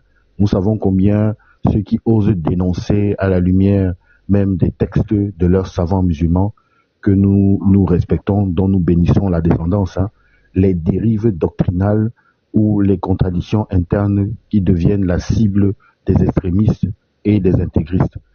Comment tu gères cette partie-là, sachant que ta voix désormais couchée sur le papier t'expose davantage? Comment comptes-tu gérer cette exposition identitaire face au risque de représailles que tu connais si bien, tout en continuant d'être sensible, d'être une sentinelle à la vérité? Ça, c'est la première question. Deuxième question, as-tu une stratégie de protection sur ton identité? Le corps du Christ te couvre-t-il en prière? As-tu un lien avec un avocat ou des relais internationaux en cas de pression? Parce qu'il faut que tu saches quand même que il y a une chasse qui a été mise en place par la plupart des extrémistes qui cherchent à comprendre quelle est l'identité des apologètes et mentionner ton identité. Comment tu gères ça par rapport à l'historique de ton livre? Je voudrais vraiment qu'on fasse un peu la lumière dessus. Je pense que c'est une question que beaucoup se posent. Je vais d'abord m'arrêter là. Après ton intervention, j'aimerais pouvoir continuer si le pasteur Ménard et les autres me le permettent. Merci. Ok, merci frère. Vous avez posé deux questions. Je commence par la dernière question. En ce qui concerne mon identité, que ce soit dépression et autres, je peux te l'assurer, frère, moi je n'ai pas une couverture quelconque. Pour moi, ma couverture, c'est le Christ. Voilà. Pour moi, ma couverture, c'est le Christ. Et il y a quelque chose qui est très simple. À partir du moment où tu t'engages dans ce genre de chemin, tu seras persécuté. Et c'est une prophétie qui est dans la Bible. Ça, c'est clair. Donc, Christ a dit que, en mon nom, ils vont vous faire du mal. Donc, pour moi, je n'ai pas de souci par rapport à ça. Maintenant, en ce qui concerne l'identité, bientôt, elle sera publique. Voilà. C'est une question de temps. Parce que on ne peut pas tout faire en sourdine. Il va arriver des moments où il va falloir faire des conférences et on doit aller face aux gens. Donc, c'est pour bientôt. Ça, c'est pour bientôt. On parlait de ça, de Petit Marteau, il a montré son visage et autres. Rien n'est arrivé. On est là aujourd'hui. Voilà. Maintenant, en ce qui concerne,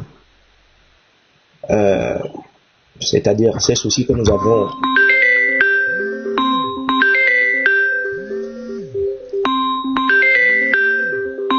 Pasteur, tu n'es pas muté là. Ouais, j'ai muté. Vas-y, allez-y. Ok. Donc, maintenant, en ce qui concerne, c'est-à-dire ces soucis que nous avons à l'interne, c'est une très très bonne question. Et c'est pour cela que dans ce livre-là, il n'y a pas d'échappatoire. C'est-à-dire, dans ce livre, aucunement tu ne trouves une mention d'une doctrine quelconque. Voilà. J'ai balayé ça parce que, pour moi, je pense que un enfant de Dieu, celui qui croit en Christ, Christ n'a pas laissé une dénomination. Un enfant de Dieu doit être ouvert aux Écritures. Si tu trouves un frère qui maîtrise ou bien qui te montre une nouvelle chose de façon claire dans la Bible, écoute-le. Parce que nul n'a le monopole du savoir. Il n'y a pas un homme sur terre où on a fait un téléchargement de toute la Bible dans l'esprit. Nous tous, nous sommes des apprenants et on apprend au pied de notre maître. Voilà. Donc, lorsqu'une personne a plus de connaissances que toi, il faut l'écouter. Qu'il soit de quelle branche, il peut t'apporter quelque chose. Voilà. On dit chez moi que c'est un petit bout de bois qui verse la marmite, toute la marmite au sol. Donc, je vais te donner l'ébauche de quelque chose qui fera en sorte que il sera facile pour n'importe quelle dénomination de se retrouver dans le livre. Je vais te donner l'ébauche. Par exemple, la Bible nous dit que l'homme a 3 dimensions. L'être humain a 3 dimensions. Et c'est la Bible qui nous dit ça, comme je le disais tantôt, dans 1 Thessaloniciens 5:23. On nous dit que le Dieu de paix lui-même vous sanctifie tout entier et que tout votre être, l'esprit, l'âme et le corps soient conservés et répréhensibles. Alors, cette révélation de l'apôtre Paul, comme je le disais tantôt, nous dévoile la structure tripartite de l'être humain. Une vérité qui éclaire d'un jour nouveau notre compréhension des blessures de l'âme. Contrairement à la vision dualiste qui oppose simplement le corps et l'esprit, la Bible nous révèle une anthropologie plus complexe et plus juste. Juste ici, que tu sois catholique, protestant, anglican et orthodoxe, tu t'y retrouves. Mais il y a quelque chose de très important que je vais souligner. L'esprit humain, c'est-à-dire l'esprit de Dieu, c'est-à-dire le sanctuaire divin.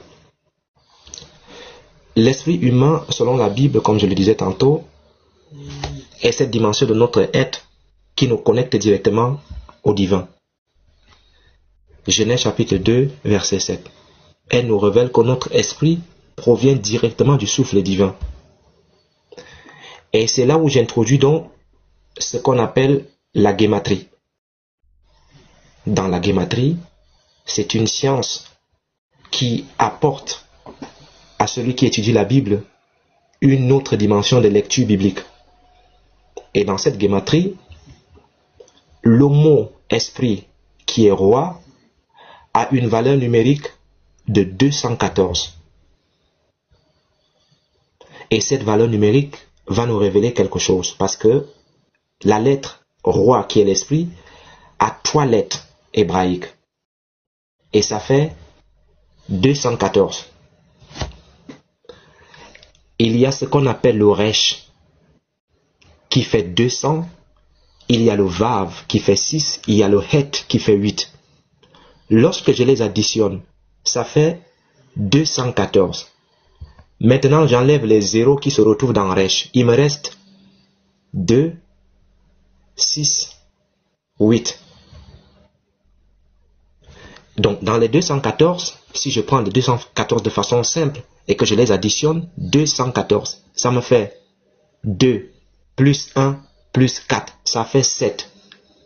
214, les 3 lettres, ça me fait 1, 2, 3. Donc, 2, 1, 4, ça fait 214, ça fait 7. Lorsque tu les additionnes, c'est-à-dire, tu additionnes 214, ça fait 7. C'est le nombre de la perfection divine. Le resh symbolise la tête de la pensée supérieure. Le vav, qui est le 6, symbolise l'homme dans sa quête de la divinité, parce que l'homme a été créé le 6e jour. Le 8, qui est le het, symbole du renouveau et de la résurrection. Jusqu'ici, en aucun moment, même si tu te trouves dans n'importe quelle dénomination, tu n'as aucun problème. Alors, ce que je venais de t'expliquer, frère, cette dimension spirituelle de notre être ne peut être blessée directement par les événements terrestres. Pourquoi? Parce que le Seigneur nous a laissé cette parole, Matthieu chapitre 10, verset 28. C'est pourquoi Jésus affirmait, ne craignez pas ce qui tue le corps et qui ne peut tuer l'âme.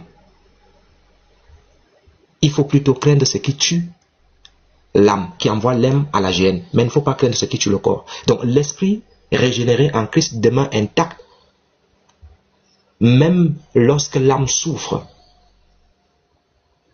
Maintenant, lorsqu'on entre dans l'âme, le théâtre de nos émotions, n'oublie pas que lorsqu'on a fait l'addition de 214, 4, 2, 1, ça nous a fait 7. On a parlé de l'esprit. Maintenant, je te parle de l'âme. L'âme, en hébreu, c'est le néphes. Le néphes, en hébreu, représente notre personnalité, notre psyché, le siège de nos émotions, de notre volonté et de notre intellect. Et donc, sa valeur numérique, c'est le 430. 430. Un nombre qui va nous enseigner quelque chose. Il y a le nun, il y a le p, et il y a le shin. C'est-à-dire le nun, c'est le 50, le p, le 80, le shin, le 300. Et lorsque tu prends 430, frère, tu additionnes de la même façon. Tu additionnes de la même façon. 4 plus 3 plus 0, ça te donne encore 7 qu'on a trouvé dans l'esprit. 7. Dans la guématrie, ça te donne encore 7. On a trouvé 7 dans l'esprit, on trouve 7 dans l'âme. Le nun, c'est le symbole de la gestation et de la transformation. Le P, le 80, c'est le symbole de la bouche et de l'expression. Et le Shin, symbole du feu divin, mais aussi de la destruction. Alors, c'est dans cette dimension que se logent nos blessures. L'âme, interface entre l'esprit et le corps, enregistre les traumatismes, développe les mécanismes de défense et crée les masques de protection. Et pour terminer rapidement, le corps, le temple terrestre. Le corps, c'est bazar en hébreu et c'est toujours 3 lettres. Et sa valeur numérique, frère, n'oublie pas que la première valeur numérique, 214, ça faisait 7. La deuxième valeur, 430, ça fait toujours 7. Maintenant, bazar qui est le corps, qui est le temple terrestre, c'est 502. C'est notre véhicule. C'est ça qui nous permet, c'est ça qui permet à ce qu'on se manifeste dans cette dimension. Dans cette dimension terrestre. Ça fait 502. Lorsqu'on calcule. Pourquoi? Parce que dans bazar, le corps, il y a le bête qui est le 2, le shin qui est le 300 et le resh qui est le 200. Et lorsqu'on additionne 502, on fait 5 plus 0 plus 2, ça fait encore 7. 77. Et là, frère, Quand le livre sort, c'est encore une autre révélation qui sera après. Mais n'oublie pas, le corps, l'âme et l'esprit, ça fait 7. N'oublie pas qu'on nous dit que le chiffre de la bête, c'est 6. Ça, c'est une autre révélation là-bas. Donc, le bête symbolise la dualité et la demeure. Le shin, le feu divin incarné, le resh, est la pensée qui s'exprime dans la matière. Et Saint Paul nous enseigne que notre corps est le temple du Saint-Esprit. En Corinthiens chapitre 6, verset 19. Cette vérité transforme notre vision du corps. Il n'est plus l'ennemi de l'âme, comme le prétendaient certains philosophes grecs, mais le partenaire nécessaire de notre existence terrestre. Donc voilà à peu près comment ce livre amène le croyant à avoir une autre lecture et une autre dimension de la compréhension biblique, au-delà des doctrines et autres. Je ne sais pas si j'étais répondu, mais voilà à peu près ce que je pouvais te dire.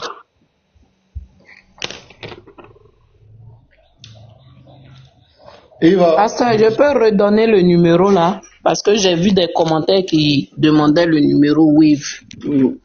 Oui, moi je suis là, il n'y a pas de souci. Ah, mais je peux donner ou pas?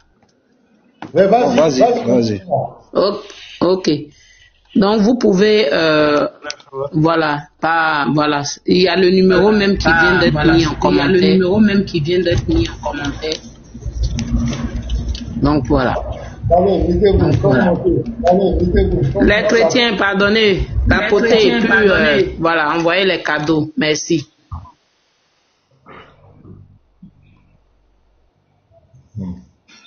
Voilà, donc c'est le numéro qui est en commentaire là, le 07, bon, le plus 225, 07 3 x 57 51. C'est un numéro Orange Money et également il est Wave ce numéro. Donc tous ceux qui ont ce désir là d'aider le frère, voilà, vous pouvez, si possible, envoyer peut-être votre participation à ce numéro là. Et le frère est également sur le panel. Voilà, vous pourrez lui envoyer des cadeaux, il n'y a pas de souci. Tout ça, c'est pour participer à l'avancement de l'œuvre du Seigneur. Voilà, que nous faisons tout ce truc-là. Il y a possibilité également d'envoyer par soit RIA ou par Western Union. Dans ce cas-là, vous allez me contacter à ce numéro-là, le plus 225 07 3 x 57 51. C'est un numéro WhatsApp. Vous pourrez me contacter et je vais vous donner toutes les informations possibles pour que vous puissiez faire soit le Western Union ou bien le RIA. Voilà, voici un peu ce que je pouvais dire, un peu de mots. Maintenant, par rapport aux frères Yeshua, je pense que l'initiative est bonne. Voilà. Mais ce que nous remarquons, c'est que la plupart des frères chrétiens n'aiment pas la lecture. Les frères n'aiment pas vraiment lire. Et ça, j'ai beaucoup côtoyé les chrétiens. Je sais de quoi je parle. Le chrétien n'aime pas lire. Les chrétiens sont surtout concentrés sur les débats. Ils aiment bien les confrontations. Les débats sont bons, hein. Il n'y a pas de problème, mais il est préférable. Il s'agit du salut de vos âmes. C'est vrai, on fait les débats, oui, on va mettre celui-là KO, mais c'est pas ça. C'est pas ça le but principal. C'est pas de mettre KO, c'est pas ça. Et moi, j'ai beaucoup remarqué, lorsqu'il y a débat, vous verrez que tout à l'heure, quand Ouedraogo était là, on était pratiquement à 600, 700 personnes. Lorsqu'il y a débat, les frères sont vraiment concentrés parce qu'ils ont ce désir-là de voir les autres KO. Mais c'est pas ça notre objectif en fait. L'objectif principal, c'est de vous ramener vraiment aux Écritures, de vous donner une explication claire pour ne pas que les gens puissent vous détourner du vrai message. C'est ça le but principal. Lorsque nous nous retrouvons, et moi j'ai plusieurs fois expérimenté cela, lorsque nous sommes dans un panel où ce panel-là est purement enseignement, vous verrez qu'il n'y a pas beaucoup de... vous ne verrez même pas beaucoup de chrétiens. Vous ne les verrez pas comme ça, en train d'écouter ce live d'enseignement et de venir poser peut-être après des questions par rapport à tout ce qui a été dit. Ils ne le feront pas. Et moi, j'ai plusieurs fois participé à ce genre de live-là. J'ai pas vu vraiment les chrétiens, j'ai pas senti que les chrétiens ont vraiment envie d'apprendre. Mais je sens que les chrétiens ont envie de voir des débats. Ça, c'est ce que j'ai fait comme remarque. Et c'est pourquoi, lorsque j'annonce souvent que bientôt je vais faire des lectures bibliques, moi, je vais vraiment limiter. C'est-à-dire, je vais le faire sur un compte où peut-être la plupart des chrétiens ne verront pas, parce que vous n'aimez pas apprendre. Ça, moi, je le dis ouvertement, le chrétien n'aime pas apprendre. Et de ce fait-là, je vais le faire de façon limitée, de telle sorte que ça sera de votre volonté de vous retrouver sur ce live-là. Là, en ce moment-là, c'est parce que tu veux que tu seras sur le live. Mais je ne ferai pas ce genre de live-là parce que, non, je veux qu'il y ait beaucoup d'hommes, non. Parce que les chrétiens, franchement, le chrétien n'aime pas apprendre. Ça, moi, j'ai remarqué ce principe. On va faire monter, et c'est ce qui se passe lorsque la plupart des chrétiens se retrouvent sur les lives des musulmans. Moi, je vois souvent, j'ai mal. Ils sont malmenés, ils n'ont pas d'argument, ils ne savent même pas quoi dire lorsqu'on leur pose certaines questions. Et moi, j'ai plusieurs fois participé. Je peux donner un exemple. Comme ça, ils ont posé la question à un chrétien et il n'a pas su répondre, à vrai dire. Et c'est dangereux. Pourquoi? Parce que si on passe par vous pour détourner le message du Christ, sachez que vous êtes un danger. Le scandale, il est permis. Mais malheur à celui par qui ça va passer. C'est-à-dire, vous n'avez pas pris la peine d'apprendre, d'écouter, mais vous avez pris ce courage-là de monter sur des lives et de vous jouer des sachants. On vous pose des questions simples. Moi, j'ai écouté, on pose la question à un chrétien de savoir si, par exemple, Judas,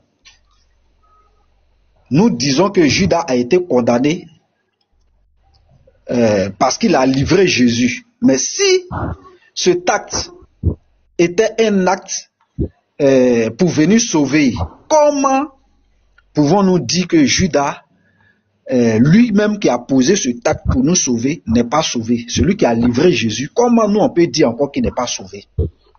Mais la réponse que j'ai entendue là, la réponse que moi j'ai entendue là, ça dit tu n'as pas appris, tu es parti monter sur le live des chrétiens, des musulmans.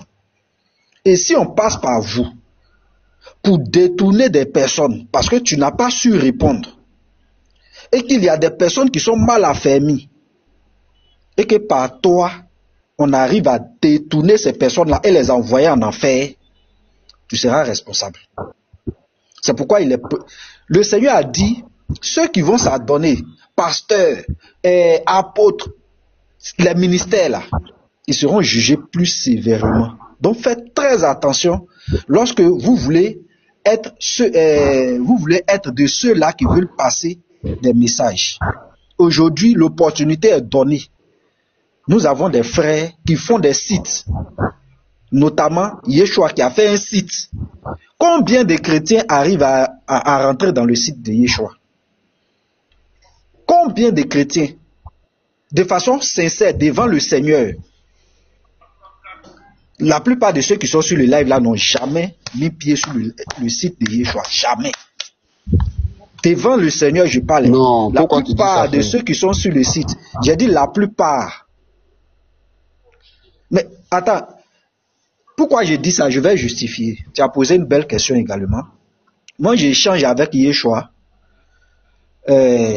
Lorsque vous entrez sur son site, il sait qui est entré sur le site.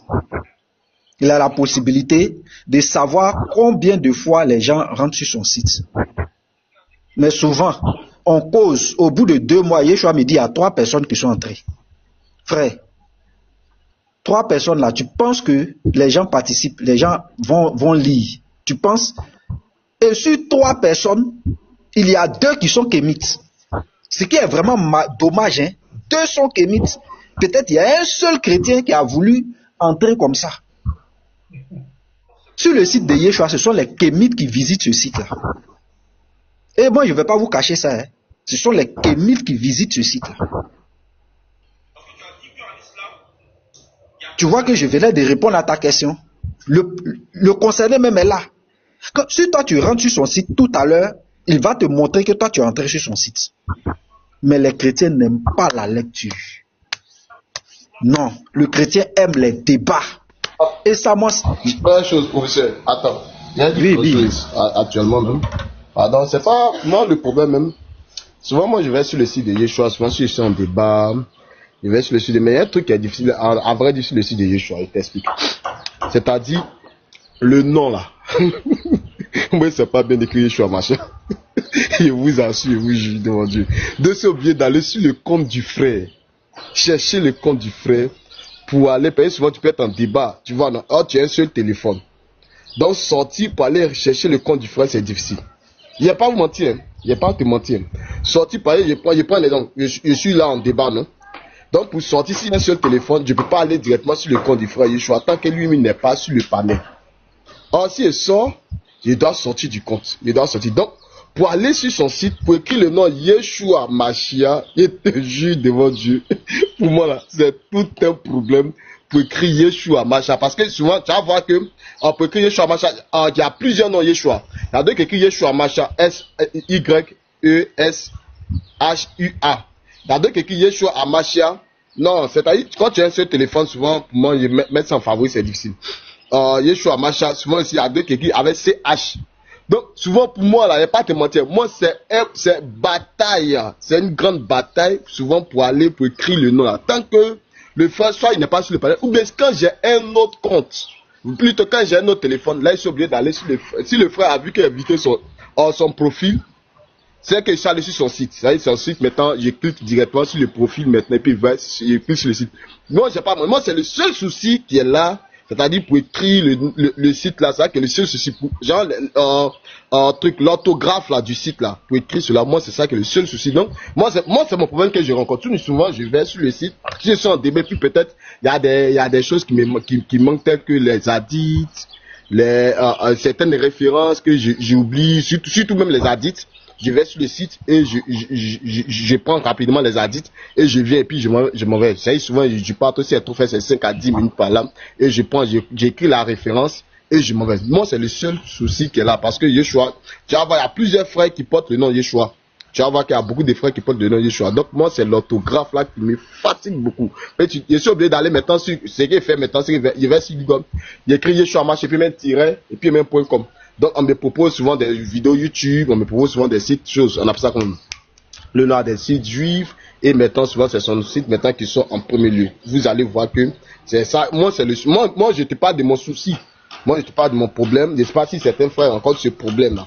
Je ne sais pas. Mais moi, c'est le problème que moi, je rencontre sur ça. Sinon, quand je suis en débat, que je n'arrive pas à trouver maintenant le site de Yeshua, il dit, bon, comme il y a le site de l'apôtre, souvent, je vais aussi sur le site de l'apôtre. Et pour lui, c'est un peu facile. Il écrit apôtre Elvis, apôtre-Elvis, et puis ça sort directement. Mais pour écrire le nom Yeshua Mashiach, là, moi, il y avait mon orthographe, mais écrivait Yeshua Mashiach, moi, c'est avec CH écrivait. Donc, quand Yeshua est là, maintenant, lui, c'est avec S-H-O-U-A. Tu vas soulever, et puis Amashiach. Amashiach, moi aussi, c'était le Shia, là, c'était avec CH écrivait. Donc, ce qui fait que c'était pour moi, c'était un peu difficile de trouver le site, dessus. Moi, c'est ça qui est le seul souci qui est là. Ok, il n'y a pas de problème, mais dans tous les cas, je ne le dis pas pour frustrer quelqu'un, parce que j'ai l'impression que les gens pensent que je le dis de bon cœur et c'est par amour que je le dis. Sachez-le. Parce que moi, j'ai envie que vous puissiez apprendre. C'est pourquoi je le dis, hein. Voilà. Bon. Peut-être ça c'est quelque chose qu'on pourra peut-être revoir un peu plus tard, je ne sais pas. Mais bon, quelqu'un peut prendre la parole, je veux. Ok. Alors, Pasteur Mina, si tu permets. Oui, pas pour Oui. vas-y. Moi, c'est Ekobena Ephraim. D'accord. Je dis déjà merci. Merci à tout le monde et que Dieu vous bénisse par rapport au travail que vous faites. Surtout à mon frère Fan, Yeshua. Parce que j'ai entendu parler le Fan la fois dernière. Moi, je suis fan du Gabon. J'ai entendu parler le Fan. Donc, du coup, ça fait plaisir. Bon, déjà, dû dire un grand merci par rapport à ce qu'il vient de mettre sur pied. Parce que moi, je savais même pas que ça existait, ce site-là. Et lui apporter ma contribution.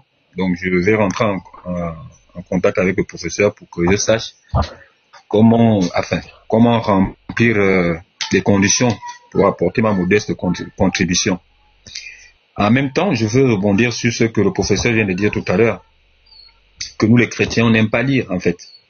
Et c'est déplorable parce qu'aujourd'hui, il faut comprendre qu'avant, on avait du mal à avoir accès à un certain nombre d'outils pour connaître notre religion. Aujourd'hui, c'est le cas.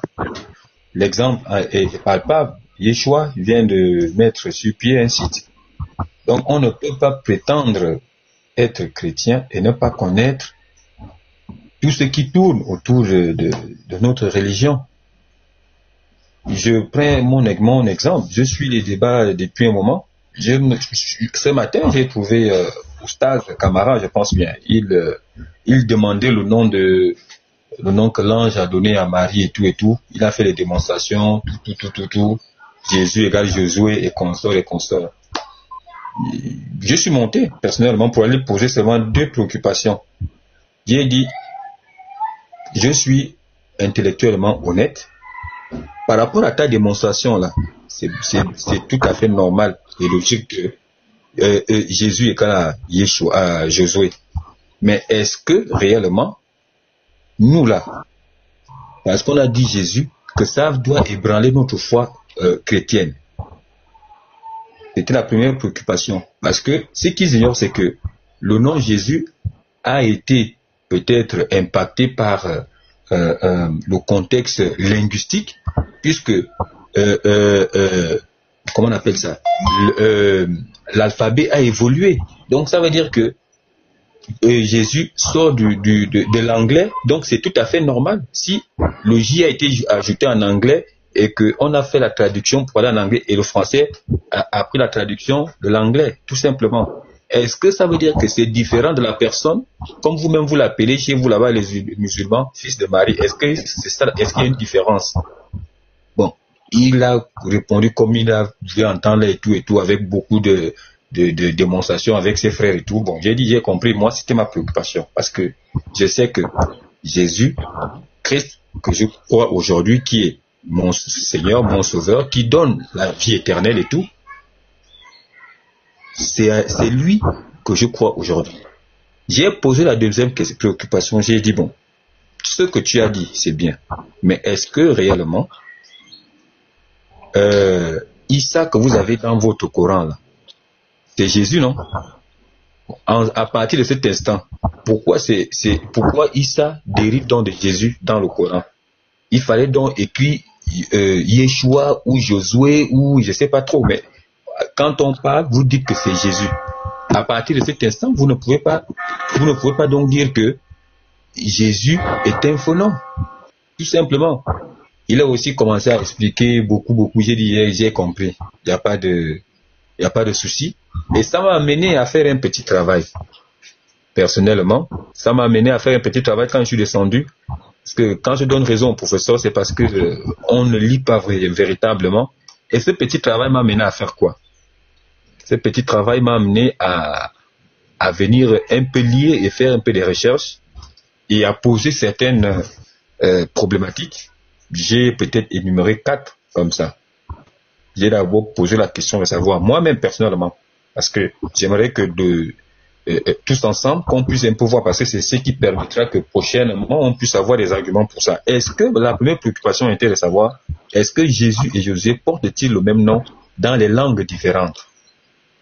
Premièrement, que signifie le nom Josué et le nom Jésus? Ensuite, y a-t-il des versets bibliques qui relient Jésus et Josué? J'ai encore regardé si je pouvais encore avoir une autre problématique. Comment la compréhension du lien entre le nom Josué et Jésus affecte-t-elle notre vision en Jésus? Voilà un peu ce que j'ai pu mettre comme problématique pour qu'on comprenne. Parce que, comme l'a dit le professeur, hein, le débat interreligieux n'est pas seulement là pour aller défendre ce qui est peut-être infondable, mais qu'on comprenne. Parce que quand l'autre pose une question, tu essaies d'avoir du recul avant de rebondir ou bien de répondre. Sauf quand tu as vraiment des arguments, comme je vois souvent un professeur et Yeshua rebondir à tout moment. Donc, je sais que vous avez vraiment ce bagage intellectuel et linguistique par rapport à la connaissance des écritures bibliques.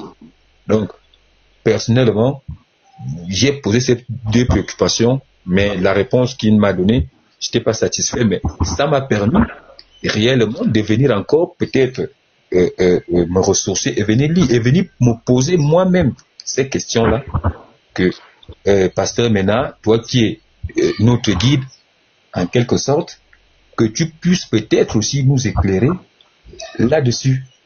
Donc je vous remercie et puis je vous encourage vraiment. Je suis vraiment content et je suis beaucoup Petit Marteau, ou même le Lévite. Et c'est pas, je vous suis et ça fait plaisir de savoir que on n'est pas sur le chemin de la perdition. Au contraire, on est sur le droit chemin. Et félicitations encore à Yeshua. Mais personnellement, il faut qu'on sache comment on écrit ton Yeshua là à Mashiach, parce que ça pose vraiment problème, comme l'a dit le frère tout à l'heure. Quand tu y vas, ça devient compliqué en fait. Donc pour ne pas trop monopoliser la parole, je vous dis merci et que Dieu nous bénisse et qu'il nous accompagne. Merci encore, pasteur.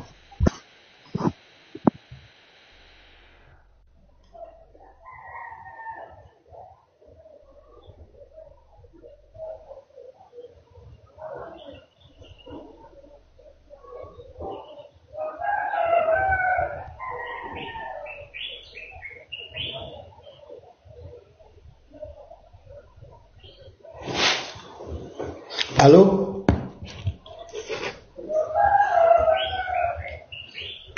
Allô? Il est belle. Moi, j'ai terminé. Hein. Ah, merci, frère. Donc, professeur, tu es là? Il a dit qu'il revenait. Ah, ok. Comme il avait parlé de contributions par rapport au frère Yeshua là, c'était pour lui donner les trucs à faire. Donc, on va aller. Auguste Cadeau, tu as la parole. S'il n'est pas là, Paolo. Le frère Paolo. Oui, shalom pasteur, shalom, soyez bénis. Shalom aussi le frère Yeshua et félicitations à tous nos encouragements. Et que le Seigneur continue à te remplir de sagesse et en tout cas on est derrière toi, on est avec toi et on est ensemble parce que ce que tu fais c'est bien pour le corps de Christ et c'est la famille comme tu l'as dit. Donc nous on est là pour soutenir l'œuvre et que le Seigneur vous donne encore plus de sagesse, plus de connaissances. En tout cas, j'ai pas grand chose à dire et je pense qu'il y a le numéro, je vais rentrer en contact avec le professeur.